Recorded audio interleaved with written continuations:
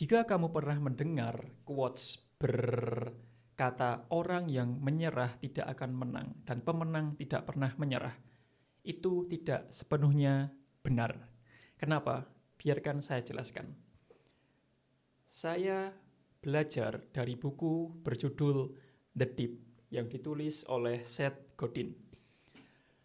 Jika quotes yang bilang bahwa orang yang mudah menyerah tidak pernah menang dan pemenang tidak pernah menyerah atau pemenang tidak pernah berhenti, sebenarnya itu tidak benar-benar 100% betul atau kenyataan. Faktanya, orang yang berhasil juga berhenti, namun mereka berhenti pada situasi yang tepat. Saya belajar dari buku ini bahwa orang yang sukses, mereka juga berhenti, namun pada kondisi yang tepat. Mereka berhenti melakukan kesalahan dan benar-benar fokus pada hal yang sudah benar. Mereka berhenti pada hal-hal yang salah dan fokus melakukan hal yang benar. Dan itulah pentingnya ketika saya belajar dari buku atau sumber apapun itu. Membaca adalah jendela dunia, buku adalah jendela dunia, atau apapun itu, dan itu benar.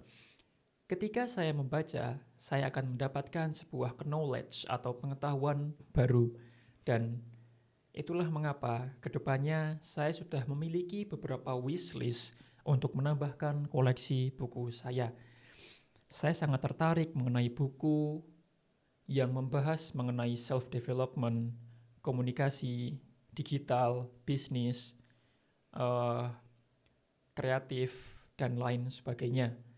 Dan di hari ini, tanggal 5, di mana saya akan terus belajar untuk berbicara di depan kamera, sejujurnya saya tidak tahu apa yang ingin saya sampaikan.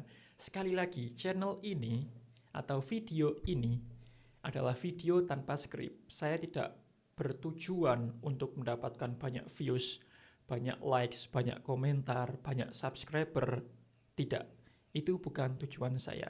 Tujuan saya membuat video di channel ini adalah sebagai wadah untuk latihan saya membuat konten, berbicara di depan kamera, agar saya bisa menjadi lebih percaya diri, enak dilihat, enak didengar, dan bisa menyampaikan manfaat sebaik-baiknya, sehingga ketika ada yang nonton, mereka bisa nyaman dan paham apa yang saya bicarakan.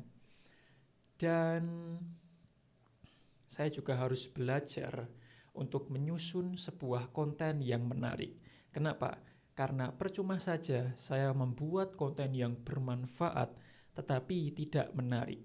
Saya harus belajar bagaimana membuat struktur konten yang bisa menarik perhatian agar orang-orang mau melihat konten saya dari awal sampai akhir dan bisa tahu 100% ilmu dan manfaat dari setiap konten yang saya buat. Jadi, saya juga belajar mengenai konten kreator dari YouTube, buku, blog, course, dan lain sebagainya.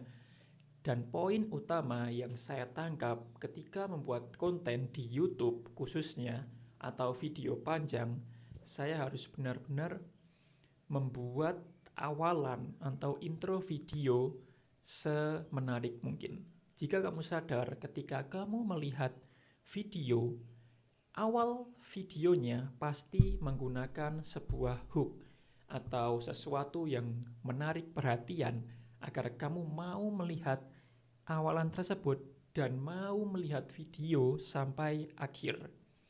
Contohnya mungkin bisa seperti diawali dengan masalah, diawali dengan statement yang menarik atau sedang viral, diawali dengan suara yang energik, ekspresi wajah yang mengagetkan, dan lain sebagainya. Dan itu harus coba saya implementasikan atau coba untuk konten-konten saya di kemudian hari. Tetapi itu masih menjadi sebuah proyek saya di kemudian hari, karena sekali lagi saya harus belajar untuk meningkatkan skill komunikasi saya. Saya harus belajar untuk berbicara di depan kamera lebih percaya diri lagi, lebih enak dilihat, lebih menjadi diri sendiri.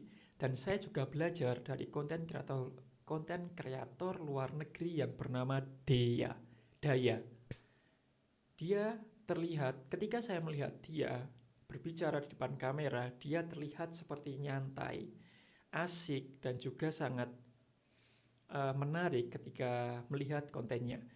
Dan dia memberikan tips ketika berbicara di depan kamera. Tipsnya adalah anggap saja kamera ponsel kamu atau kamera yang kamu gunakan untuk merekam seperti ini adalah teman baik kamu. Sehingga ketika berbicara di depan kamera ini, kita seolah-olah sedang berbicara dengan teman baik kita yang memiliki sifat yang positif, asik, enak diajak ngobrol, dan lain sebagainya. Jadi ketika kita mengobrol dengan teman baik yang memiliki sifat seperti itu, kita akan lebih nyaman untuk berbicara, untuk bertanya, untuk menjelaskan, untuk berpikir, untuk bertukar pikiran satu sama lain. Dan itu juga harus saya coba. Saya harus menganggap bahwa HP atau kamera yang saya gunakan untuk merekam adalah teman baik saya yang memiliki sifat positif, asik diajak ngobrol, nyaman, dan lain sebagainya. Jadi, thank you for watching. Ini bukan penutup video yang bagus, tapi see you on next video.